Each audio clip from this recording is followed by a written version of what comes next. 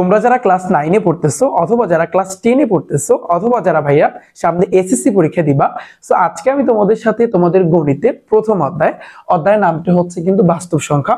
So এই অধ্যায়ের A to Z যা কিছু আছে সবকিছু নিয়ে তোমাদের সাথে একটু বিস্তারিত আলোচনা করব। তোমরা অনেকেই বলবা যে ভাইয়া এই অধ্যায়টা তো আসলে অতটা ইম্পর্টেন্ট না, কারণ এই চ্যাপ্টার থেকে আসলে সৃজনশীল আসবে না। হ্যাঁ, আমি মানি তোমার কথা, কিন্তু ভাইয়া এই চ্যাপ্টার থেকে এমসিকিউ ফিক্স থাকবে। এই চ্যাপ্টার থেকে ভাইয়া শর্ট প্রশ্ন অবশ্যই ভাইয়া আসবে, সৃজনশীল না আসতে পারে, বাট কিন্তু এমসিকিউ আর শর্ট প্রশ্ন অবশ্যই কিন্তু ভাইয়া আসবে। তাই তোমার উচিত হবে এই অধ্যায়টাকে একটু ভালোভাবে বোঝা উচিত এবং এই অধ্যায়ে খুঁটিনাটি যা কিছু আছে সবকিছু বুঝে শুনে তারপর সামনের দিকে আগানো উচিত।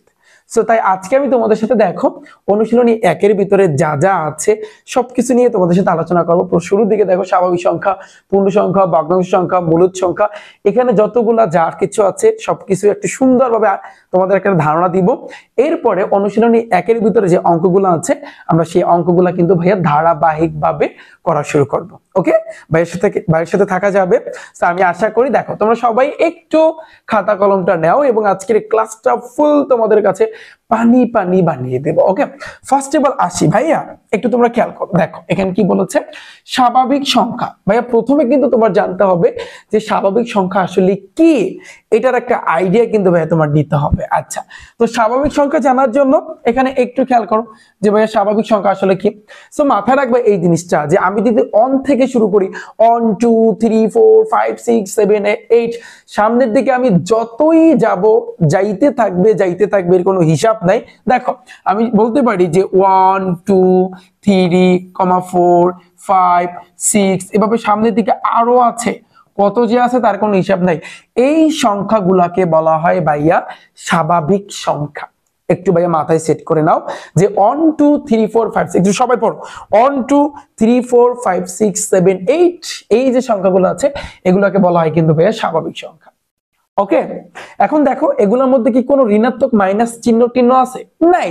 তা এগুলো কিন্তু এই যে 4 এর আগে কিছু নাই মানে কি প্লাস আছে, 3 এর আগে কিছু নাই মানে কি প্লাস আছে, 1 এর আগে কিছু নাই মানে কি ভাইয়া প্লাস আছে। তার মানে কিন্তু আমি কিন্তু বলতে পারি এগুলার আরো একটা নাম আছে, ধনাত্মক অখণ্ড সংখ্যা। তুমি স্বাভাবিক সংখ্যাকে কি বলতে পারো ভাইয়া? স্বাভাবিক সংখ্যাকে তুমি ধনাত্মক অখণ্ড সংখ্যাও কিন্তু বলতে পারো, ধনাত্মক অখণ্ড সংখ্যা। তোমাদের বইয়ে লেখা আছে, একটু দেখো ভাইয়া ভালো করে, তাহলে তোমরা বুঝতে পারবা। ওকে, এবং স্বাভাবিক সংখ্যাকে কি দ্বারা প্রকাশ করে? একটা চিহ্ন আছে n, স্বাভাবিক সংখ্যাকে কিন্তু ভাইয়া n দ্বারা প্রকাশ করে। আমার কথা ক্লিয়ার? আমার কথা সবাই বুঝতে পেরেছো যে ভাইয়া স্বাভাবিক সংখ্যাটা আসলে কি, যে 1 2 3 4 5 6 7 8 এর কোনো হিসাব নাই, এগুলাকে বলতে পারি আমরা স্বাভাবিক সংখ্যা, বা এটার আরো একটা নাম আছে ধনাত্মক অখণ্ড সংখ্যা। ধরো প্রশ্নে আসতেই পারে যে ধনাত্মক অখণ্ড সংখ্যা কাকে বলে। মানে ওই যে আমরা ভাত খাই কিভাবে, সামনে থেকে না, এভাবে না খেয়ে হাতটা ঘুরিয়ে তারপর এভাবে খাওয়া বলে। মানে তোমাকে প্রশ্ন স্বাভাবিক সংখ্যা কাকে বলে এটা না দিয়া ধনাত্মক অখণ্ড সংখ্যা কাকে বলে এটা আসতে পারে, তখন তুমি আনসারটা কি দিবা?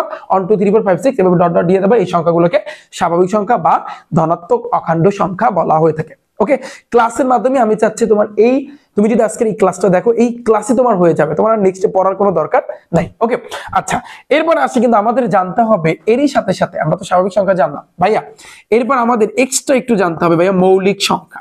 মৌলিক সংখ্যা নিয়ে আমি তোমাদের সাথে সেট ফাংশন যে অধ্যায়টা আছে না, সেখানে একটু বিস্তারিত আলোচনা করেছি, আমার এখনো মনে আছে। এই ইউটিউব চ্যানেলে ক্লাস আছে, এখানে একটা ক্লিক করবা, এই রিফাত একাডেমির উপর ক্লিক করবা, প্লেলিস্ট নামে একটা অপশন আছে, ওখানে যাবা, ওখানে দেখবা নবম দশম শ্রেণীর গণিত লেখা আছে, ওখানে ক্লিক করলে তুমি ধারাবাহিকভাবে ক্লাসগুলো দেখতে পারবা। ওকে, তো মৌলিক সংখ্যা বলো তো কোনগুলো, কে পারো মৌলিক সংখ্যা কোনগুলো?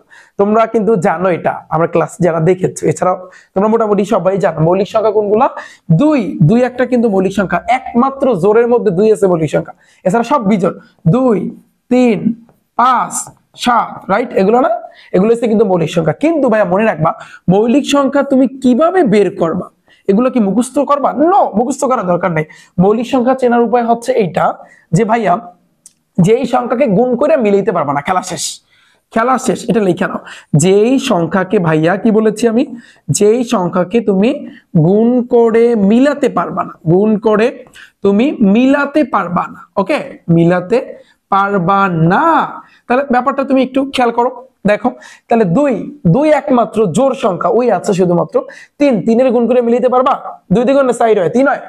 5 2 দুগুণে 4 হয়, আবার 3 দুগুণে 6 হয়, 5 তো মিলে না। 7 3 দুগুণে 6, 4 দুগুণে 8 হয়, 7 হয় না। আচ্ছা 7 পর হবে কি ভাইয়া, তুমি বিজোড় সংখ্যাগুলো লেখো তাহলে একটা আইডিয়া পাবা।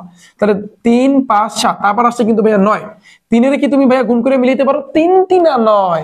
তাহলে শর্ত হচ্ছে মৌলিক সংখ্যার যে গুণ কইরা তুমি মিলাইতে পারবা না, তাহলে এটা আমি মিলাইতে পারতেছি, তার মানে এটা মৌলিক সংখ্যা না। ওকে আচ্ছা 9 এর পরে বিজোড় সংখ্যা কি আছে ভাইয়া? 11।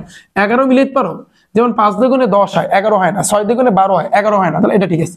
13 তুমি মিলাইতে পারো? 6 দুগুণে 12, 13 হয় না।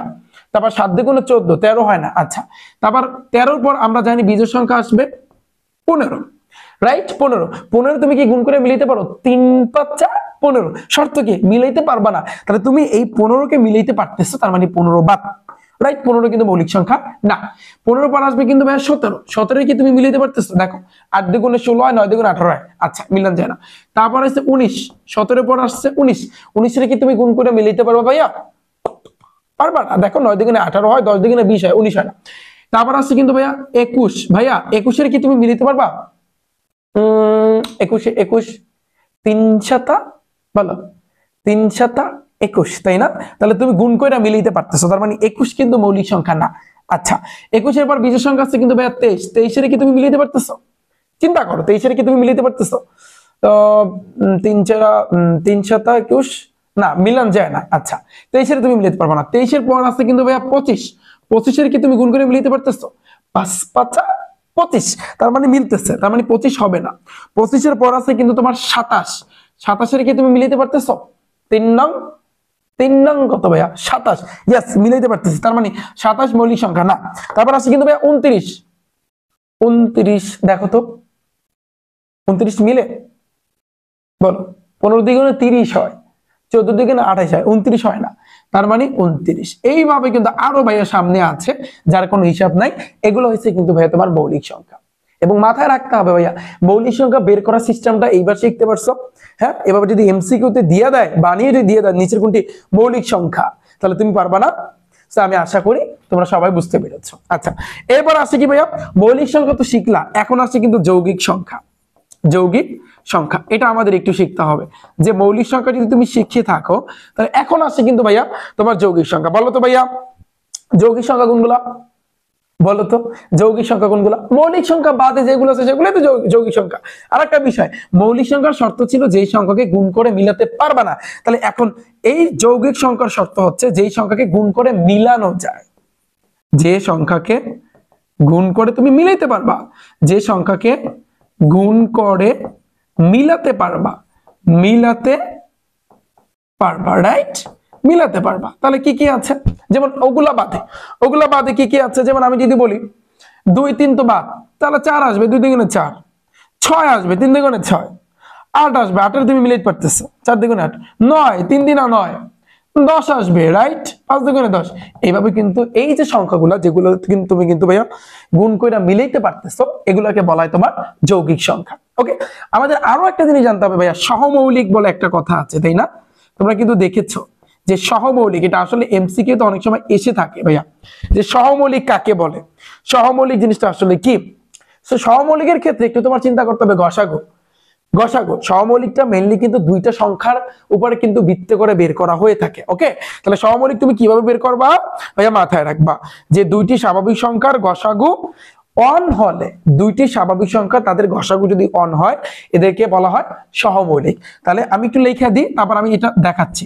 তাহলে দুইটি স্বাভাবিক সংখ্যার গসাগু, খেয়াল করো, দুইটি ভাইয়া স্বাভাবিক সংখ্যার, হ্যাঁ গসাগু, গসাগু। এখন অনেকে বল ভাইয়া গসাগু কেমনে করে, এটা তো জানি না, দেখাচ্ছি আমি তোমাদেরকে। দুইটি স্বাভাবিক সংখ্যার গসাগু অন হলে, যদি অন হয়, অন হলে এদেরকে সহমৌলিক বলে। এদেরকে কি বলে ভাইয়া? এদেরকে সহমৌলিক বলে। জাস্ট আমি একটু সংক্ষেপে লিখলাম এই জায়গাতে। ওকে তাহলে এখন আসি কি কি আছে। যেমন তোমাদের বইয়ে আছে এই জিনিসটা, তোমাদের বই কিন্তু দেওয়া আছে এক্সাম্পল হিসাবে। যেমন 6 এবং 35, 6 ও 35 এই দুইটা হচ্ছে কিন্তু তোমার সহমৌলিক সংখ্যা। অনেকে বলো ভাইয়া কিভাবে?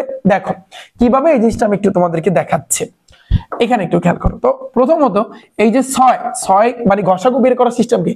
এই 6 দ্বারা তুমি কারে ভাগ করবা? 35 ছিল না, 35 কে ছোটটা দ্বারা বড়টারে ভাগ করবা। 5 ছক 30, 6 ছক 36, 6 বার যাইবে না 5 বার যাইবে, 5 ছক 30, 0 মানে 0 কত হলে 5 হইবে, বিয়োগ করো, বিয়োগ করলে 5 নামবে, 5 এর 5 নামবে, 3 আর 3 মিলে গেলে 0, 0 তো ফার্স্টে বসানো যায় না, নিয়ম নাই।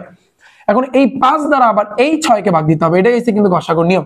5 আক্ষে 5 বিয়োগ করলে কত থাকে 1, এই 1 দ্বারা আবার এই 5 এর কিন্তু ভাগ করতে হবে, যেমন 5 আক্ষে 5 মিলে গেছে 0। তাহলে এইখানে বলতে পারবো আমি কোনটা রেজাল্ট হবে, গসাগুর ক্ষেত্রে এইটা রেজাল্ট হয় ভাইয়া সবসময়।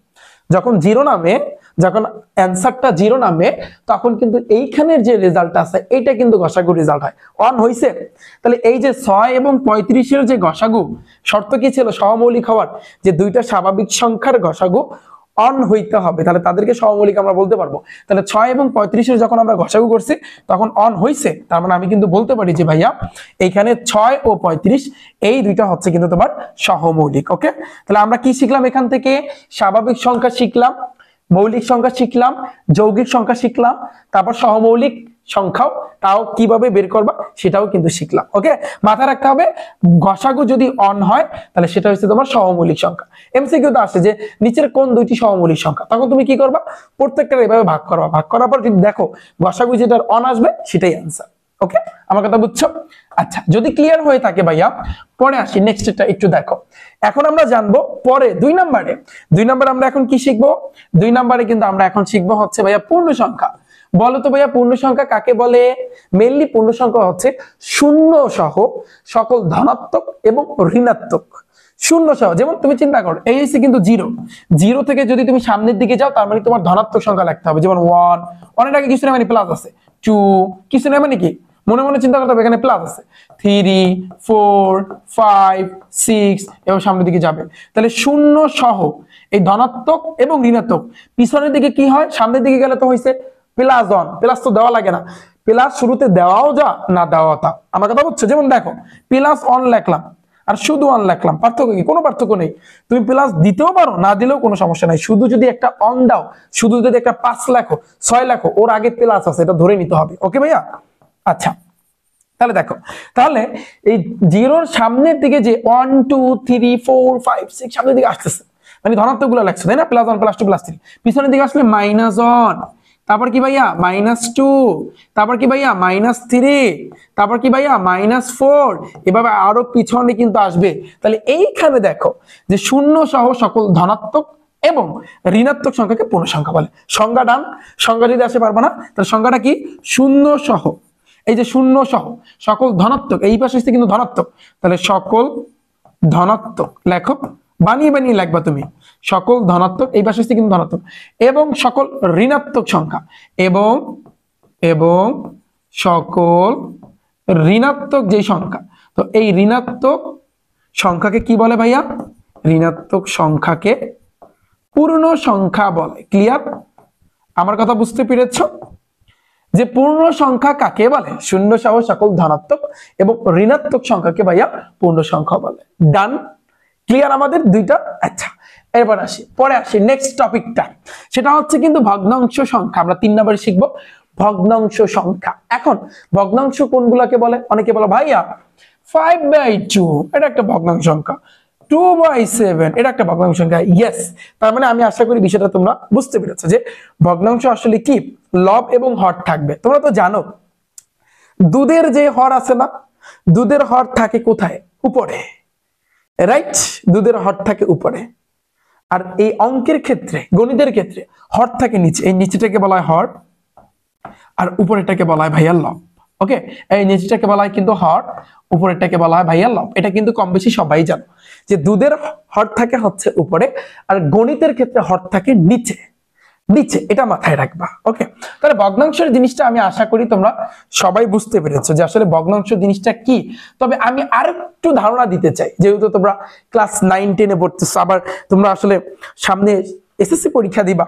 দেখো পি বাই সংখ্যাকে, পি বাই কিউ আকারের সংখ্যাকে, পি বাই কিউ আকারের সংখ্যাকে কি বলে? পি বাই কিউ আকারের সংখ্যাকে ভাইয়া ভগ্নাংশ সংখ্যা বলে। কি বলে ভাইয়া? ভগ্নাংশ সংখ্যা বলে। আমার কথা বুঝতে পেরেছো? যেমন আমি যদি এক্সাম্পলটা নিই, এই যে 1/2, দেখো উপরে এই যে এই পি দ্বারা বুঝায় কি এই উপরে একটা সংখ্যা কিউ দ্বারা, মানে জাস্ট এটা একটা তুলনা করা বুঝাইছে আর কিছু না এমনিতে।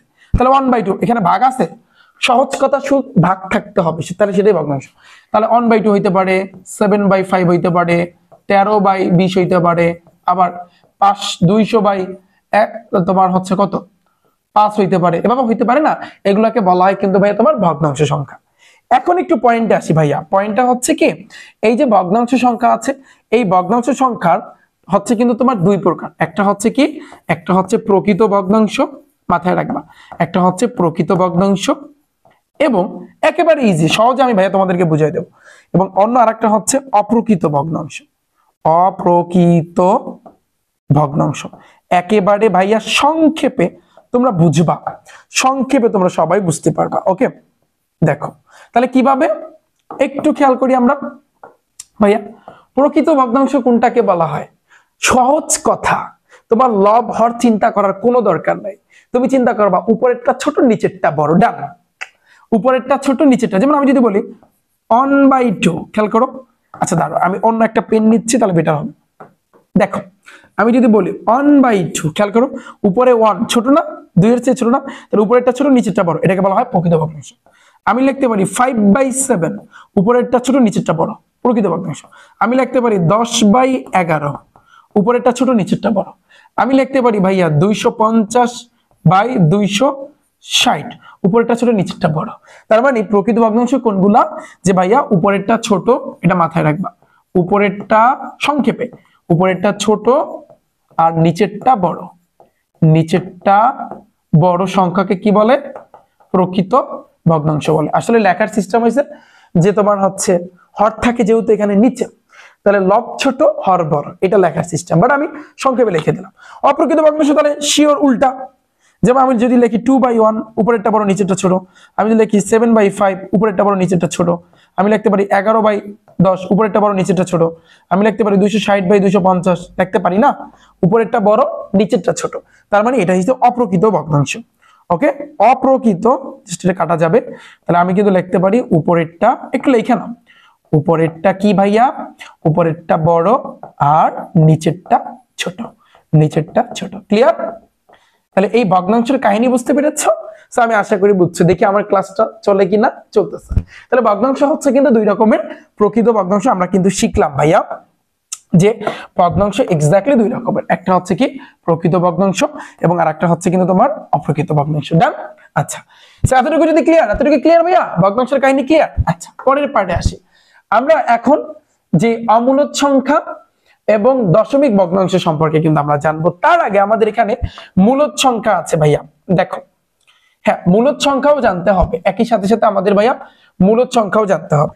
তো এখন আমরা এই অমূলদ সংখ্যা, মূলদ সংখ্যা, তারপর দশমিক ভগ্নাংশ, এই বিষয়গুলো কিন্তু আমরা এখন জানবো। ওকে, তো ফার্স্ট অফ অল আসি কিন্তু আমরা এখন মূলদ সংখ্যা আগে জানি, যে মূলদ সংখ্যা কোনগুলা। মূলদ সংখ্যা দেখো, এখন আমাদের জানতে হবে কি মূলদ সংখ্যা কোনগুলা, আর জানতে হবে কি অমূলদ সংখ্যা কোনগুলা, রাইট? অমূলদ সংখ্যা কোনগুলা। আচ্ছা ফাইন, সহজ হিসাব ভাইয়া, মূলদ সংখ্যা তুমি কিভাবে চিনবা এবং অমূলদ সংখ্যা কিন্তু ভাইয়া তুমি কিভাবে চিনবা? সহজ হিসাব। সহজ হিসাব বলতে বোঝাচ্ছে, যেমন তুমি যদি ভাইয়া 3 কে 1 দ্বারা ভাগ করো, রেজাল্ট আসে কত ভাইয়া? 3, এটা একটা মূলদ সংখ্যা, বুঝাচ্ছি আমি। তুমি যদি ভাইয়া 4 কে 2 দ্বারা ভাগ করো, 2 দুগুণে 4, 2, এটা একটা মূলদ সংখ্যা। আমি বুঝাচ্ছি, আমি তোমাদেরকে ভাইয়া বুঝাচ্ছি, জাস্ট ওয়েট। আমি যেভাবে বুঝাই একটু দেখো, এখানে একটু বোঝার বিষয় আছে। আচ্ছা, আমি একটু পার্থক্য করে দিলাম। আচ্ছা, এরপরে তুমি যদি ক্যালকুলেটরের সাহায্যে 11 কে 2 দ্বারা ভাগ করো, দেখবা 5.5 আসছে, এটা একটা মূলদ সংখ্যা। দশমিক সংখ্যাগুলোও কিন্তু এই যে দেখো, এখানে দশমিক ভগ্নাংশ কিন্তু আসছে। যাই হোক, সে দশমিক সংখ্যা কিন্তু একটা মূলদ সংখ্যা। আচ্ছা, খেয়াল করো।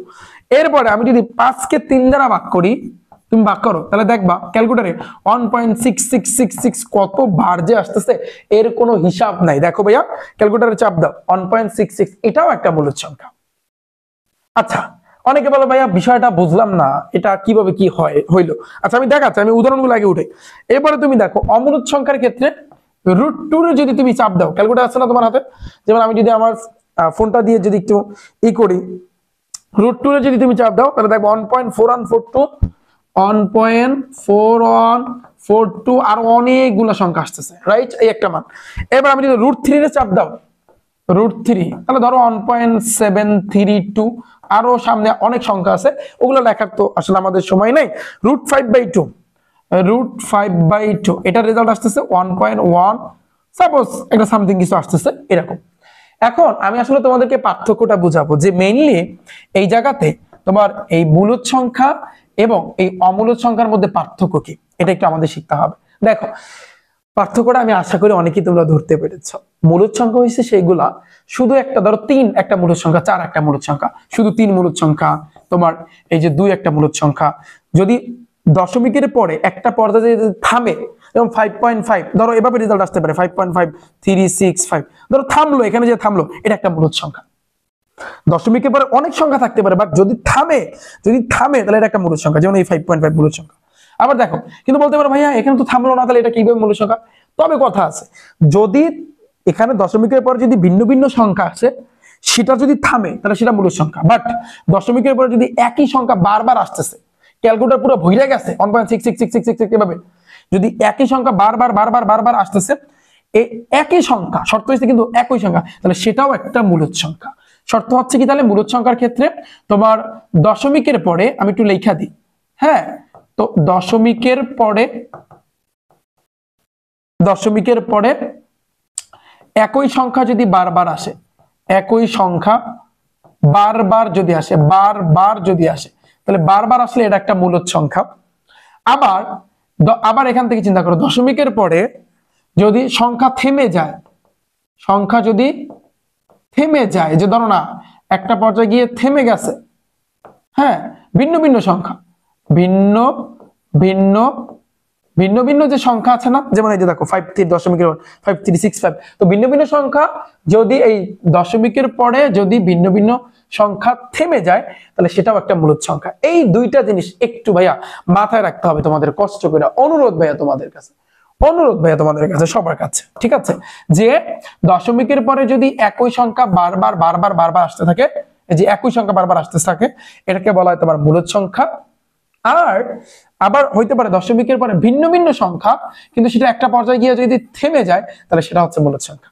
তাই এইবার আমি আশা করি অমূলদ সংখ্যার কাহিনীটা বুঝতে পেরেছো, যে দশমিকের পরে যদি একই সংখ্যা না আসে, ভিন্ন ভিন্ন সংখ্যা যদি কোথায় যে যাইবে আর কোনো লিমিটেশন নাই, খালি আসতে থাকে। এই যে দেখো 4142 আর 1 কিছু সামথিং, আবার 732, সামনে আরো আসবে 1.118, কত যে আসবে এর কোনো হিসাব নাই। তাহলে এগুলোকে বলা হয় তোমার অমূলদ সংখ্যা। তাহলে এই হচ্ছে মূলদ সংখ্যা এবং অমূলদ সংখ্যার মধ্যে পার্থক্য, ঠিক আছে? আমি এমন ভাবে তোমাদেরকে বেশ শেখানোর চেষ্টা করতেছি, এগুলা যারা ধরতে পারবে তাদের কাছে টাইপ ভিত্তিক যে এমসিকিউ আমি করাবো তোমাদেরকে পানির মতো ইজি লাগবে, তোমাদের শর্ট প্রশ্ন বানাবো একেবারে ইজি লাগবে। কারণ আমি চাচ্ছি টাইপ ভিত্তিক ভাবে ম্যাথ করানোর তোমাদের। টাইপ ভিত্তিকের খেলাটা এমন একটা খেলা, যেই খেলাটা তুমি আসলে অংশগ্রহণ না করলে বুঝবা না, যত করবা টাইপ ভিত্তিক ম্যাথ তুমি বুঝতে পারবা, ঠিক আছে? আমি আরো সামনে তোমাদেরকে বুঝাবো, ইন ডিটেলসে ভাইয়া তোমাদেরকে বুঝাবো, ওকে? আমাদের এতটুকু ডান। আচ্ছা, তো আমরা তাহলে কি শিখলাম এখান থেকে? মূলদ সংখ্যা এবং অমূলদ সংখ্যা শিখছি। আচ্ছা, পরে আসি, এখন আমরা দশমিক ভগ্নাংশ সম্পর্কে একটু আইডিয়া নিব। দশমিক ভগ্নাংশ এটা আসলে কিন্তু খুবই সিম্পল, এটা আহামরি তেমন কিছু না। দশমিক যেই ভগ্নাংশের যে ব্যাপারটা, কিন্তু এখানে একটা জিনিস মাথায় রাখবা, এটা আসলে তেমন কিছু না। এখান থেকে যে বিষয়টা তোমার মাথায় রাখতে হবে, ধরো সাপোজ চিন্তা করো 6.23232323, তুমি দেখলা ক্যালকুলেটর এভাবে আসতেছে, বারবার 232323 আসছে। তাহলে এই বারবার 23 না লেখা তুমি কিন্তু একবার শুধুমাত্র 23 লেখলেই পারো। এই জিনিসটাকে তুমি কিন্তু ভাইয়া, এই জিনিসটাকে বারবার না লেখা তুমি কিন্তু একসাথে লিখতে পারো যে 6.23 এতটুকু লিখতে পারো। কিন্তু এতটুকু লেখার জন্য উপরে একটা এভাবে বিন্দুর মতো দিতে হবে, এটাকে বলা হয় ভাইয়া পৌনঃপুনিক। এটা কি বলা হয় ভাই? এটার নাম কি? এটার নাম হচ্ছে তোমার পৌনঃপুনিক, ওকে? এটার নাম হচ্ছে তোমার পৌনঃপুনিক, এটা মাথায় রাখবা। এটাকে বলা হয় তোমার পৌনঃপুনিক। ক্লিয়ার? আমার কথা বুঝতে পেরেছো? এটার নাম কি ভাইয়া? পৌনঃপুনিক। এই যে মাথায় একটা বিন্দুর মতো যদি থাকে, এটাকে বলা হয় পৌনঃপুনিক। পৌনঃপুনিকের কাজ কি? এই যে 2 এর মাথায় পৌনঃপুনিক, 3 এর মাথায় পৌনঃপুনিক, এটা দ্বারা কি বোঝায়? যে 23 বারবার আসতেছে, ক্যালকুলেটরে বারবার আসতেছে। তো বারবার এতগুলো সংখ্যা না দিয়া তুমি সংক্ষেপে কিন্তু এভাবে দিতে পারো। আবার আসি, দেখো এভাবে থাকতে পারে ভাইয়া 5.66666 এভাবে থাকতে পারে। তাহলে তুমি এটা সংখ্যা কিভাবে কিভাবে লিখতে পারো 5 পয়েন্ট কি এখানে বারবার আসতেছে শুধু 6 বারবার আসতেছে, তাহলে যে বারবার আসবে তার মাথায় একটা পৌনঃপুনিক, এই যে 6 এর মাথায় একটা পৌনঃপুনিক, এটাকে বলা ভাইয়া তোমার পৌনঃপুনিক। আমার কথা বুঝতে পেরেছো? আমার কথা ক্লিয়ার? আচ্ছা, এরপর আমি আরেকটা বুঝাই, যেমন সাপোজ ধরো 6.302 বারবার আসতেছে, তাহলে এইখানে তুমি একটু খেয়াল করো ভাইয়া, এখানে কি বারবার আসতেছে? 3ও বারবার আসতেছে, 0 বারবার আসতেছে, 2 কিন্তু একটা সিস্টেম অনুযায়ী আগাচ্ছে, যেমন 302 মানে 302, তার মানে আমি কিন্তু এই জিনিসটাকে লিখতে পারি মানে 6.3 এর উপর 3 বারবার আসতেছে, তার মানে 3 এর উপর পৌনঃপুনিক, 0 বারবার আসতেছে, 0 উপর পৌনঃপুনিক, 2 বারবার আসতেছে, 2 এর মাথায় কিন্তু পৌনঃপুনিক। এটা কি আমার কারেক্ট হয়েছে? না ভাইয়া, এটা কারেক্ট হয় না। কারণ কি জানো? কারণ আমরা দেখতে পারতেছি যে 302 বারবার আসতেছে, তাই না? তাহলে আমরা একটা কাজ করতে পারি, তুমি যদি 3 এর মাথায় একটা পৌনঃপুনিক দাও আর 2 এর মাথায় যদি একটা পৌনঃপুনিক দাও, তাহলে মাঝখানে পৌনঃপুনিক দেওয়া লাগে না, কারণ এটা দুইজনের মাইন্ডকে চিপায়, বলে না যে সিপার মধ্যে আটকা পড়ছে, দুইজনের মাঝখানে আটকা পড়ছে, এরকম জিনিসটা। তো 0টা দুইজনের মাঝখানে আটকা পড়ছে, এই কারণে 3টে দ্বারা কিন্তু দরকার নাই, 2টা দুই পাশ দিয়ে দিলেই হবে। সো এটাকে বলা, এটা হচ্ছে কিন্তু ভাইয়া কি পৌনঃপুনিক। ওকে, তো পৌনঃপুনিকের কাহিনী বুঝতে পেরেছো? আমাকে একটু জানাও ভাইয়া, পৌনঃপুনিকের কাহিনীটা বুঝতে পেরেছো? যে পৌনঃপুনিক জিনিসটা আসলে কি, কেন পৌনঃপুনিক ব্যবহার করা হয়ে থাকে, কেন পৌনঃপুনিক আসে? ওকে, বুঝাই দিলাম তোমাদেরকে। আচ্ছা, তো পরে আসি নেক্সট স্লাইডে। আমরা এখন একটু শিখবো ভাইয়া, দেখো বাস্তব সংখ্যা জিনিসটা কি। তো এতক্ষণ পর্যন্ত কি শিখছো? মূলদ সংখ্যা শিখছো, অমূলদ সংখ্যা শিখছো, ভগ্নাংশ শিখছো, স্বাভাবিক সংখ্যা শিখছো, পূর্ণ সংখ্যা শিখছো, 14 গোষ্ঠী যা আছে সব শিখছো না? এই সব হয়েছে বাস্তব সংখ্যা, এই সবগুলোই হয়েছে কিন্তু ভাইয়া তোমার বাস্তব সংখ্যা। এটা মাথায় রাখবা যে যদি এভাবে আসে যে বাস্তব সংখ্যা কাকে বলে বলো তো, তাহলে আমরা একেবারে সহজে আমরা এটা আসলে অ্যান্সার দিতে পারি যে সকল মূলদ সংখ্যা এবং অমূলদ সংখ্যাকে, এটা তুমি দিতে পারো, দিয়ে দাও এখানে যে সকল, আমি দিয়ে দিচ্ছি, হ্যাঁ, তাহলে সকল মূলদ সংখ্যা এবং অমূলদ সংখ্যাকে, অমূলদ দাঁড়াও একটু লিখতেছি, অমূলদ সংখ্যাকে কি বলে? বাস্তব সংখ্যা বলে। ডান। এখন যদি শর্ট প্রশ্নে যদি এগুলো আসে পারা যাবে, সকল মূলদ সংখ্যা এবং ভাইয়া অমূলদ সংখ্যাকে কি বলে? বাস্তব সংখ্যা বলে। ডান ভাইয়া, এতটুকু পানি। আচ্ছা, তো এখন দেখো তাহলে এক্সাম্পল বলতে পারো ভাইয়া, উদাহরণ দেন আপনি, যেমন √3, √2, 5, তারপর হচ্ছে 5.2, হ্যাঁ 5.2222222, অথবা আমি দিতে পারি 5.6 এর মাথায় পৌনঃপুনিক, আবার আমি দিতে পারি √5/2, আবার আমি দিতে পারি 5 পয়েন্ট কি দিতে পারি বলো, তুমি বলো, 2, 3, 5, 6, এই সব 14 গোষ্ঠী যা আছে সবকিছু হচ্ছে বাস্তব সংখ্যা, যেই বাস্তব সংখ্যাকে ভাইয়া তোমার আর দ্বারা প্রকাশ করে, কারণ এটার একটা ইংরেজি শব্দ আছে রিয়েল নাম্বার, তো এই জন্য বাস্তব সংখ্যাকে ভাইয়া আর দ্বারা প্রকাশ করে। আর এটা মাথায় রাখবা সবাই যে বাস্তব সংখ্যাকে কি দ্বারা প্রকাশ করে? আর দ্বারা। বাস্তব সংখ্যাকে কি দ্বারা প্রকাশ করে ভাইয়া? আর দ্বারা। ঠিক আছে, রিফাত একাডেমির আর। আচ্ছা যাই হোক, আমি একটু মজা করলাম, আর কিছু না। তো আর দ্বারা কিন্তু প্রকাশ করে। আচ্ছা, আরেকটা বিষয় তোমাদেরকে কিন্তু দেখাইছিলাম ভাইয়া, যে এই যে স্বাভাবিক সংখ্যাকে কি দ্বারা প্রকাশ করে? এন দ্বারা প্রকাশ করে, তাই না? আচ্ছা, এটা তো গেল। এবং আমাদের আরেকটা জিনিস কিন্তু ভাইয়া জানতে হবে, পূর্ণ সংখ্যাকে কি দ্বারা প্রকাশ করে জানো? পূর্ণ সংখ্যাকে কিন্তু তোমার জেড দ্বারা প্রকাশ করবে। এই চিহ্নগুলো একটু মুখস্থ করবে, আমি যে কাটা লিখে দিছি। পরে তো সবাই স্বাভাবিক সংখ্যাকে এন দ্বারা প্রকাশ করে, স্বাভাবিক সংখ্যাকে এন দ্বারা প্রকাশ করে, পূর্ণ সংখ্যাকে জেড দ্বারা প্রকাশ করে, পূর্ণ সংখ্যাকে জেড দ্বারা প্রকাশ করে। আরেকটা জানতে হবে বাস্তব সংখ্যা, এই তিনটা জানলে এনাফ।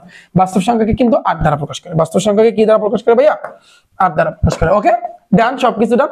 আমাদের বেসিকটা কিন্তু ভাইয়া ক্লিয়ার, আমাদের বেসিকটা কিন্তু ডান। এখন আমরা অনুশীলনী ম্যাথগুলো করব, শেষ আমাদের বেসিক শেষ ভাইয়া। তাহলে পূর্ণ সংখ্যা শিখছি, ভগ্নাংশ সংখ্যা, মূলদ সংখ্যা, অমূলদ সংখ্যা, দশমিক ভগ্নাংশ, সসীম দশমিক ভগ্নাংশ, বাস্তব সংখ্যা, এগুলো ডান।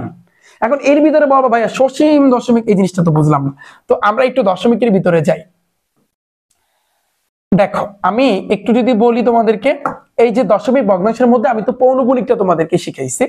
এখন এখানে সসীম দশমিক ভগ্নাংশ মানে বিষয়টা একেবারে নর্মালি বোঝো। ধরো 5.3536 একটা পর্যায়ে যেয়ে থামছে না?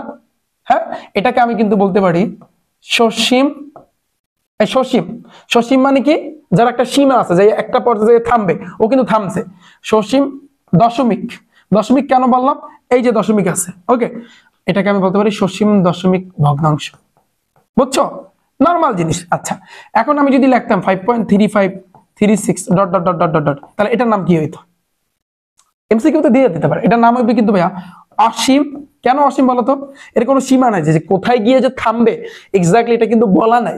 এই জন্য আমি কিন্তু বলবো অসীম দশমিক। দশমিক কেন বললাম ভাইয়া? এখানে দশমিক আছে, বুঝছো তুমি? দশমিক, তারপর হচ্ছে কিন্তু তোমার ভগ্নাংশ। আমার কথা বুঝতে পেরেছো ভাইয়া? ভগ্নাংশ কেন হয়েছে? কারণ ভাগটাগ করলে এভাবে কিন্তু রেজাল্ট আসে। ওকে ভাইয়া, বুঝছো? তাহলে সসীম দশমিক ভগ্নাংশ এবং অসীম দশমিক ভগ্নাংশ, এই দুইটার ভিতরে পার্থক্যটা বুঝতে পেরেছো তো? কারো কোনো কনফিউশন আছে? সসীম কেন ভাইয়া বল? কারণ একটা পর্যায়ে গিয়ে কিন্তু তোমার থামছে, এই যে দেখো যে থাইমে গেছে, এই জন্য সসীম দশমিক ভগ্নাংশ। দশমিক কেন? দশমিক আছে, এটা একটা ভগ্নাংশ। আবার এখানে কিন্তু যাইতেই আছে, তার মানে এটা কি ভাইয়া? অসীম, এর কোনো সীমা নেই। দশমিক কেন ভাইয়া? দশমিক আছে, এটা একটা ভগ্নাংশ। ডান। তো আমি আশা করি তোমরা সবাই বুঝছো। তো এখন আমরা যেটা করবো ভাইয়া, দেখো এখন আমরা যেটা করব, এই যে সাধারণ ভগ্নাংশ আমরা প্রকাশ করব 9 নম্বরে, তারপর 10 নম্বরে আমরা গুণ করব, ভাগ করব। তোমরা সবাই অনুশীলনী 1-এ যাও, তোমাদের বইয়ে যাও। অনুশীলনী ভাইয়া সবাই 1-এ যাও, গেছো তোমরা? তোমরা সবাই তোমাদের বইয়ের অনুশীলনী 1-এ যাও। তোমরা অনেকে বলো ভাইয়া আরো তো আছে। হ্যাঁ, আমি ধাপে ধাপে আলোচনা করব। একসাথে যদি তুমি খেতে যাও তাহলে তোমার গলায় বেজে পড়বে। তুমি যতটুকু শিখছো এতটুকুর প্রয়োগ এখন অঙ্কের মাধ্যমে তুমি করে ফেলো। মানে তুমি এখন যতটুকু শিখছো এতটুকু যখন তুমি অঙ্ক করে ফেলবা, দেখবা পুরো ব্যাপারটাই ইজি হয়ে যাবে। আস্তে আস্তে শিখবা তুমি, ঠিক আছে? আচ্ছা, তাহলে এখন সবাই গেছো অনুশীলনী 1-এ। অনুশীলনী 1-এ যাওয়ার পর ভাইয়া 13 নম্বর দেখো, 12 নম্বরটা আমরা পরে করব, আমরা 13 নম্বর আগে করব। সাধারণ ভগ্নাংশে প্রকাশ করো। খেয়াল করো, এটা আমরা করি। রেডি?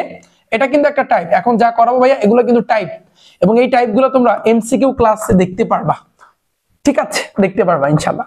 আচ্ছা, এই চ্যাপ্টারে 6টা টাইপ আছে, সব 6টা টাইপের এমসিকিউ তুমি যদি করো তাহলে এই অধ্যায় যদি 100 এমসিকিউ থাকে বিগত বছর 100 এমসিকিউ তুমি পারবা, সব পারবা যত এমসিকিউ আছে। আচ্ছা, তো সাধারণ ভগ্নাংশে প্রকাশ করো, এটা হচ্ছে কি তোমাদের বইয়ের কত নাম্বার ভাইয়া? এটা 13 নম্বরে। দেখো 13 নাম্বারটা দেখো, 13 নম্বর সাধারণ ভগ্নাংশে প্রকাশ করো। তো প্রথমে আসি ক নাম্বারে, 0.2 এর মাথায় পৌনঃপুনিক। এখন এই জিনিসটাকে সাধারণ ভগ্নাংশে প্রকাশ করতে বলেছে। আমরা দেখতে পারতেছি এটা কিন্তু পৌনঃপুনিক আকারে আছে। এখন বলবো ভাইয়া সাধারণ ভগ্নাংশে প্রকাশ করতে বলছে, বিষয়টা বুঝলাম না। কেন? তুমি ভগ্নাংশ সম্পর্কে তোমাকে আমি আইডিয়া দিছি না যে লব আর হর থাকবে, উপর নিচ থাকবে, তার মানে শিওর এটাকে আমাদের উপর নিচ বানাইতে হবে। ব্যাপারটা ইজি। তুমি যদি বলো ভাই ক্যালকুলেটর চাপ দিন না, কারণ তোমাকে সাধারণ ভগ্নাংশে প্রকাশ করতে বলছে। ভগ্নাংশ মানে কি? অর্থাৎ উপরেও থাকবে আবার নিচেও থাকবে, এই আকারে বানাইতে বলছে। তো এখন আমাদের এইভাবে করতে হবে। এটাকে করার জন্য তুমি দেখো একটা সিস্টেম শেখো ভাইয়া। সমান সমানের পর একটা দাগ দিবা, দিছো তুমি? আগে তুমি নিয়মটা শেখো। হ্যাঁ, দেখো আগে আমরা উপরে কাজটা করি। দেখো এখানে কি বলছে 0.2। তুমি প্রথমে কি করবা জানো? এখানে যারা আছে ওদেরকে এখানে লিখবা, 0 আছে আর 2 আছে, এই লিখবা। লেখছো তুমি? এখানে যেই থাকুক না কেন, এখানে যত সংখ্যা থাকবে সবগুলোর তুমি প্রথমে লিখবা, এটা নিয়ম। লেখার পরে তারপর একটা মাইনাস দিবা। দিছো ভাইয়া? আচ্ছা, এরপর ভাইয়া তুমি কি করবা? দেখো এরপর তুমি যেটা করবা এক্স্যাক্টলি সেটা হচ্ছে এইখানে দেখো এইটার মাথায় কিন্তু ভাইয়া পৌনঃপুনিক আছে, রাইট? কোনটা মাথায় পৌনঃপুনিক আছে ভাইয়া? এই জিনিসটা কিন্তু মাথায় পৌনঃপুনিক আছে। এই পৌনঃপুনিক ছাড়া যে আছে সেটা এখানে বসবে। তাহলে যার মাথায় পৌনঃপুনিক আছে ওইটা বাদে যেই সংখ্যা থাকবে ওটা বসাইতে হবে। তাহলে এখানে আছে কিন্তু 0, এই 0 তুমি বসাই দেবা। দিছো? এই গেল উপরের কাজ। নিচের কাজ কি ভাইয়া? এখানে দশমিকের পরে নিচের কাজটা হবে দশমিকের পরে। আমি আবারও বলি, নিচের কাজটা কিন্তু দশমিকের পরে। দশমিকের পরে যে কয়টার মাথায় পৌনঃপুনিক থাকবে ওই কয়টা 9, যে কয়টার মাথায় পৌনঃপুনিক থাকবে না ওই কয়টা 0। দশমিকের পরে একটা সংখ্যাই আছে আর ওই সংখ্যাটার মাথায় পৌনঃপুনিক আছে, তার মানে একটা 9। আমি আবারও বলি ভাইয়া, এই যে নিচের যে কাজটা, নিচের কাজটা হচ্ছে কিন্তু দশমিকের পরে, খুব খেয়াল দিতে হবে। দশমিকের পরে, লাগলে একটু লেখা নাও ভাইয়া দশমিকের পরে। তাহলে কি করেছি আমি? প্রথমে এখানে ফার্স্টে তুমি যেটা করবা, এখানে যারা আছে ভাইয়া তুমি সবাইকে এখানে লিখবা, বিয়োগ দিবা। এই পৌনঃপুনিক ছাড়া যারা থাকবে দশমিকের আগে বলো আর পরে বলো এখানে দিবা। এবার ভাগ দিয়া দেওয়ার পরে দশমিকের পরের কাজ, দশমিকের পরে যার মাথায় একটা পৌনঃপুনিক থাকবে এটা 9, যার মাথায় থাকবে না 0। ওকে, এরপরে এখানে তুমি সমান সমান দিবা। ভাইয়া এই সমান সমান দেওয়ার ক্ষেত্রে একটু সিরিয়াল মেনটেন করবা। তুমি সমান সমান এখানে দিলে আরেকটা দিয়ে এখানে দাও, অর্থাৎ বাপের বাড়ি থেকে যেন আবার শ্বশুর বাড়ি না যাও, ঠিক আছে? আচ্ছা, এখন দেখো সমান সমানের পরে ভাগ চিহ্নটা আগে দিয়ে নাও। শোনো, এই 0 কিন্তু আগে বসছে। 0 কিন্তু শুরুতে বসার কোনো নিয়ম নাই, শুরুতে কিন্তু ভাইয়া 0 বসে না, এটা মাথায় রাখবা। তাহলে আমি তোমাদের বোঝানোর জন্য লিখতেছি, এটা তোমাদের করতে করতে একটা পর্যায়ে হয়ে যাবে। তাহলে 0 কিন্তু ভাইয়া বসবে না, তাহলে এখানে থাকতেছে 2 মাইনাস 0 আর নিচে কিন্তু 9, 2 থেকে বিয়োগ করলে কত আসে 2/9, এটাই হচ্ছে কিন্তু আমাদের অ্যান্সার। ক্লিয়ার? আমি আরো করাবো না, তাহলে আরো ইজি হয়ে যাবে না, ডান এটা। আচ্ছা, এটা কিন্তু তোমাদের এই যে 13 নম্বরের ক নাম্বার।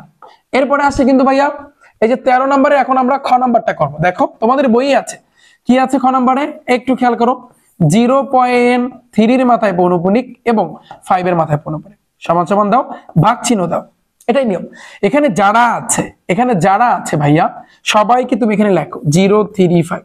এবার তোমার বিয়োগ দিতে হবে কি পৌনঃপুনিক ছাড়া যারা আছে, তাহলে দোনোটার মাথায় পৌনঃপুনিক ছাড়া আছে শুধু 0, এই 0।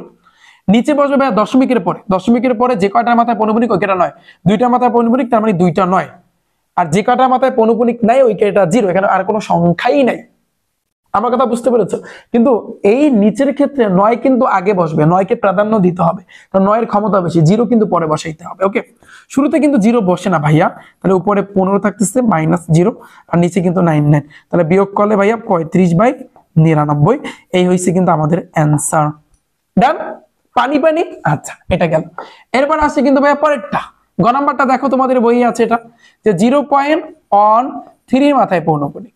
তাহলে তুমি কি করবা, সেম ভাবে তুমি ভাগ দিবা, এখানে যারা আছে এই যে 0.13 তুমি লিখবা, বিয়োগ দিবা কি পৌনঃপুনিক ছাড়া যারা আছে, তাহলে এখানে পৌনঃপুনিক ছাড়া আছে 0 এবং 1, সিরিয়ালি লিখবা। তাহলে এই 0 এবং 1 আমি দিয়ে দিলাম, দিচ্ছি আমি। আচ্ছা, এরপর ভাইয়া তুমি কি করবা, নিচের কাজটা কি ভাইয়া, এই যে দশমিকের পরে যার মাথায় পৌনঃপুনিক থাকবে ওইটার বদলে বা ওইটার পরিবর্তে 9, আর যার মাথায় থাকবে না তার পরিবর্তে 0। একটা মাথায় পৌনঃপুনিক আছে তার মানে একটা 9, আর একটাই নাই তার মানে হচ্ছে কিন্তু ভাইয়া 0। সিম্পল। শুরুতে কিন্তু তুমি জানো 0 বসে না, তার 0 কাটাকাটি, তাহলে এখানে থাকতেছে উপরে 13 - 1 আর নিচে থাকতেছে ভাইয়া 90, 13 থেকে 1 বিয়োগ করলে ভাইয়া 12 আর নিচে কিন্তু তোমার 90, এই হচ্ছে কিন্তু অ্যান্সার। ক্লিয়ার? ডান? পানি পানি। আচ্ছা, আরেকটা আছে কিন্তু ভাইয়া ও নাম্বারটা দেখো, ও নাম্বার 6.2309 পৌনঃপুনিক আছে এটার উপরে ভাইয়া সমান সমান দাও, ভাগ চিহ্ন দাও। এখানে যারা আছে ভাইয়া, সবাইকে লিখতে হবে, তাহলে 6 কাছাকাছি 2309 দশমিক কিন্তু উঠে গেছে, বিয়োগ দিবা কি ভাইয়া পৌনঃপুনিক ছাড়া যারা আছে। তাহলে দেখো এই 3 এর মাথায় পৌনঃপুনিক, 9 এর মাথায় পৌনঃপুনিক, মাঝখানে কিন্তু চিপার মধ্যে আটকা পড়ছে, তারপরে ওর মাথায় কিন্তু পৌনঃপুনিক আছে, দেখাইছি না আমি। তাহলে এই 3 জন বাদে বাকি আছে 62, এই 62 তোমার বিয়োগ হবে, গেল উপরের কাজ। নিচের কাজ আছে দশমিকের পরে 3 জনের মাথায় পৌনঃপুনিক, হয়তো এটা মাঝখানে আছে তাতে কি হয়েছে, কিন্তু এটার মাথায় পৌনঃপুনিক আছে, তিনটা 9 হবে, 1টা 2টা 3টা, আর একটার মাথায় নাই ওইটার পরিবর্তে ভাইয়া 0। এই 0টা কিন্তু নিচের ক্ষেত্রে পরে বসাইতে হবে। ওকে, এখন তুমি এটা থেকে এটা বিয়োগ করো, যা নামবে ভাইয়া তোমার সেটাই আনসার। ওকে, আমার কথা বুঝছো? নিচে কি হবে 9990, আর এটা তুমি যদি ভাইয়া বিয়োগ করো তাহলে দেখবা 62247 ডান। আচ্ছা, এই গেল আমাদের সাধারণ ভগ্নাংশে প্রকাশ, তোমাদের বই থেকে আমি করাইলাম। তোমাদের হচ্ছে কিন্তু এটা 13 নম্বরে পানি পানি, এগুলোই কিন্তু ভাইয়া এমসিকিউ তে থাকবে। এবার আসে কিন্তু ভাইয়া তোমাদের বইয়ে ভাইয়া একটু খেয়াল করো, 17 নাম্বার দেখো, 17 এবং 18 গুণ করো ভাগ করো। তো ফার্স্টে আমরা কিন্তু 17 নাম্বার দেখবো, 17 নাম্বার গুণ করো, আমরা আগে গুণ করব। ওকে, সো এখন তোমাদের কাছে ইজি লাগবে, পুরো বিষয়টা এখন তোমাদের কাছে ইজি লাগবে। দেখবা, দেখো আমরা এখন এই ক নাম্বারটা করব, যে কি বলছে 0.3 এর মাথায় পৌনঃপুনিক ইনটু 0.6 এর মাথায় পৌনঃপুনিক গুণ করতে বলছে। অনেকে বলে ভাই ক্যালকুলেটর সাহায্য করে দিই, কেন তুমি ক্যালকুলেটর সাহায্য করবা কেন? তুমি কি পৌনঃপুনিক ক্যালকুলেটর বসাইতে পারবা? তুমি শিখছো না, ভাইয়ের কাছ থেকে শিখছো না, তুমি এখন কি করবা বলো তো? তুমি এখন কিচ্ছু না, তুমি এখন এই যে 0.3 উপর পৌনঃপুনিক, 0.6 এর উপর পৌনঃপুনিক, এগুলো আলাদা আলাদা ভাবে করবা। তুমি একবার 0.3 মাথায় পৌনঃপুনিক দাও, এখন এটা করো, এটা আগে ভাঙো। কিভাবে জানি ভাইয়া শিখাইছি, এখানে যারা আছে ওদেরকে লেখো 03 মাইনাস পৌনঃপুনিক ছাড়া যে আছে কি আছে এখানে 0, এই 0 বিয়োগ হবে দশমিকের পরে যার মাথায় পৌনঃপুনিক সেটা পরিবর্তে 9, এই একটা সংখ্যাই আছে, তাহলে 9, 0 কোনো ভাইয়া ভ্যালু নাই, এটা তুমি মুইছা দাও, তাহলে উপরে 3 - 0 আর নিচে 9, তার মানে 3/9 ডান। এটা গেল আমাদের। পরে আছে কি 0.6 এর মাথায় পৌনঃপুনিক, তাহলে 0.6 এর মাথায় পৌনঃপুনিক, মানে তুমি আগে প্রত্যেকটার এভাবে ভাঙবা, ভাঙার পরে যে রেজাল্ট নামবে ওই সাথে তুমি গুণ দিয়ে দেবা। ওকে, তাহলে দেখো উপরে কাজটা করি, উপরে 0.6 বসবে মাইনাস পৌনঃপুনিক ছাড়া আছে কি 0, এই 0, নিচে দশমিকের পরে একটা মাথা পৌনঃপুনিক মানে 9, এই 0 কোনো ভ্যালু নাই, বাদ, তাহলে 6 - 0 ডিভাইডেড বাই 9, তাহলে বিয়োগ করলে 6/9 নামছে। তাহলে এইটার রেজাল্ট আসছে এইটা, এটার রেজাল্ট আসছে এইটা, তোমরা নিচে নিচে লেখো। অতএব লিখবা এইটা যে তোমার যেটা করতে বলেছে, কি করতে বলছে, 0.3 এর মাথায় পৌনপুনিক ইন্টু 0.6 এর মাথায় পৌনপুনিক দিছো। এইটার যে রেজাল্টটা তুমি কি পাইছো, 3/9। তাহলে এই 3/9 আমি লিখে দিলাম, ইন্টু আছে ইন্টু, এটার রেজাল্ট আসছে 6/9। এই যে দেখো 6/9, এই যে 6/9। ওকে, তুমি ইচ্ছা করলে আরেকটু ছোট করতে পারো, কাটাকাটি করতে পারো, যেমন 3 3 9, 3 2 6, তাহলে উপরে থাকতেছে 2 আর নিচে থাকতেছে 9। এই হইছে কিন্তু ভাইয়া তোমার অ্যান্সার। কাটাকাটি পারো তো সবাই, আমি আশা করি পারো। 3 দ্বারা 3 এর ভাগ 9 এর ভাগ করছি, এই জন্য 3 হইছে। 3 দ্বারা তুমি 9 এর ভাগ করো, এই যে 3 ভাগ 9, তাহলে কত আসবে, 3 3 9, এই যে 3, এই জন্য এখানে আমি 3 দিছি। আবার এই 3 দ্বারা 6 এর ভাগ করো, দেখবা 2 আসবে, এই জন্য উপরে 2 দিছি। এই হইছে কিন্তু তোমার কাটাকাটি। পরে আসি আমরা আরেকটা করি, খ নাম্বারটা দেখো তোমাদের বইয়ে। এখন এটা তোমরা করবা, রেডি? দেখি কে কে আমার আগে করতে পারো, রেডি? 4 এর মাথা পৌনপুনিক ইন্টু 0.8, এটা মাথা পৌনপুনিক, 1 এর মাথা পৌনপুনিক। এখন তো ইজি হইছে, এখন এটা করো আলাদা আলাদা ভাবে। 2.4 এর মাথা পৌনপুনিক, এটা করো। কে কে আমার আগে করতে পারো? যারা আমার আগে করবা হাত তুলবা যে ভাইয়া আমি আপনার আগে করেছি। ওকে, তাহলে দেখো উপরে 2 4 আছে, এই 2 4ই কিন্তু বসবে, মাইনাস পৌনপুনিক ছাড়া আছে কি 2, এই 2। নিচে কি হবে, দশমিকের পরে একটা মাথা পৌনপুনিক মানে একটা 9, তাহলে বিয়োগ করলে 22/9 গেল এটা। পরে আসে এটা 0.8 এর মাথায় পৌনপুনিক, 1 এর মাথায় পৌনপুনিক, তাহলে ভাগ চিহ্ন দাও। এখানে যারা আছে কি আছে 0 8 1, এখান থেকে তোমার বিয়োগ দিতে হবে কি ভাইয়া, পৌনপুনিক ছাড়া আছে কি 0, এটা তোমার বিয়োগ দিতে হবে।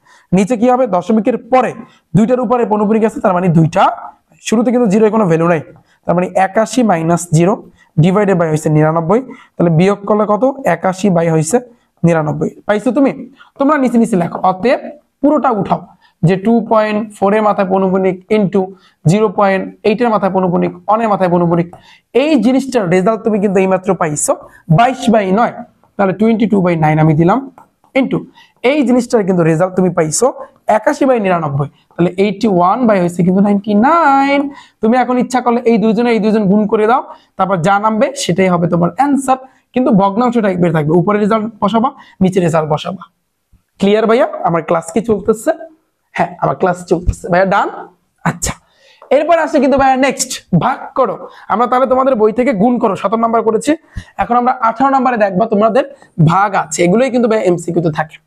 তো আমরা ক নাম্বারটা করি একটু দেখো, 0.3 এর মাথায় পৌনপুনিক ইন্টু 0.6 এর মাথায় পৌনপুনিক। তুমি কি করবা, এটা আলাদা আলাদা ভাবে করবা। দেখি 0.3 মাথায় পৌনপুনিক, এটা করো, পারবা না? আচ্ছা, এটা ভাগ করার ক্ষেত্রে কেন তো ভাগ হবে, দেখি তো, দাঁড়াও তো। আচ্ছা আচ্ছা আচ্ছা আচ্ছা, এখানে ভাগ হবে, সরি ভাই, এখানে ভাগ হবে, এখানে ভাগ হবে। ওকে, সমস্যা নাই, এখানে ভাগ দিলাম 0. আচ্ছা, আমরা এটা আলাদা আলাদা ভাবে করি। হ্যাঁ, এটা কর। তো এটা কিভাবে করবা, নিচে কি, আগে উপরেরটা 0.3 মাইনাস পৌনপুনিক ছাড়া আছে 0, আর নিচে দশমিকের পরের কাজ, একটা মাথায় পৌনপুনিক মানে একটা 9, এর কোনো ভ্যালু নাই, তার মানে 3 - 0 ডিভাইডেড বাই 9, তাহলে 3 থেকে 0 বিয়োগ করলে 3, 3/9 গেল এটা। পরে আসে কি ভাইয়া 0.6 এর মাথায় পৌনপুনিক। ওকে ফাইন, তো দাগ দাও আগে, তার উপরে 0.6 মাইনাস বিয়োগ হবে কি পৌনপুনিক ছাড়া 0, আর নিচে কি বসবে, দশমিকের পরে একটা মাথা পৌনপুনিক মানে একটা 9। ওকে, তোমরা সমান সমান নিচে সমান সমান দাও, এর কোনো ভ্যালু নেই, তার মানে 6 - 0 সমান সমানের নিচে কিন্তু সমান সমান দেবা, ঠিক আছে, ডিভাইডেড বাই 9, তাহলে বিয়োগ করলে 6/9। এখন তুমি এই পুরোটা লেখো। অতএব 0.3 এর মাথায় পৌনপুনিক ইন্টু 0.6 এর মাথায় পৌনপুনিক, তুমি ইচ্ছা করলে সামনে সমান সমান দিয়ে লিখতে পারো, আমার জায়গা নেই, আমি এই জন্য এইভাবে লিখতেছি। তো এটার রেজাল্ট আসছে এইটা 3/9, এই যে 3/9। আচ্ছা, ইন্টু এটার রেজাল্ট আসছে কিন্তু ভাই এইটা 6/9, এই যে 6/9। ভাইয়া একটু মিস্টেক হয়েছে, এটা কিন্তু ভাগ ছিল, তাই না? আমরা ভাগ করতেছি, রাইট? তো এটা কিন্তু ভাগ হবে, এই যে ভাগ। এখন এইখানে সবই সেম, গুণের মতো এটা সবকিছু সেম, পার্থক্য হচ্ছে ভাগ থাকলে গুণ হইয়া উল্টা যায়। আমার কথা বুঝছো? এই যে 3/9 না, এই ভাগের পরিবর্তে তুমি কি দিবা, সবগুলো ম্যাথে গুণ দিবা, তাহলে এই 9 নিচের 9 যাবে উপরে, আর উপরেরটা আসবে কিন্তু ভাইয়া তোমার নিচে। এটাই নিয়ম, যে ভাগ থাকলে গুণ হয়ে উল্টে যায়, ভাগ থাকলে গুণ হয়ে পরের সংখ্যা উল্টা যায়, 9টা যাবে উপরে, 6টা আসবে নিচে, এইটাই পার্থক্য। আর গুণের ক্ষেত্রে তো কোনো কিছুই নাই, গুণ করে গিয়ে দিলেই হয়, এই আর কি। তো এখন তুমি চাইলে এটা ছোট করতে পারো, 3 3 9, আবার 3 3 9, আবার 3 2 6, তাহলে নিচে থাকতেছে 2, উপরে বলবো ভাইয়া কিচ্ছু নাই, তো এখন কি বসাও, উপরে যদি কিছু না থাকে, অন আছে, মাথায় রাখবা, তাহলে এখানে 1/2 আমাদের রেজাল্ট আসছে 1/2। ভাইয়া ক্লিয়ার কিনা বলো ভাইয়া? এখানে আমাদের রেজাল্ট আসছে কি 1/2, ডান এটা। আচ্ছা, এই আমাদের আনসার। পরে আসি নেক্সট ভাইয়া, দেখো পয়েন্টটা, এটা তোমাদের হোমওয়ার্ক থাকবে, এটা তোমাদের হোমওয়ার্ক থাকবে, করার পরে একটু কমেন্ট সেকশনে কিন্তু ভাইয়া তোমরা জানাবা। শেষ।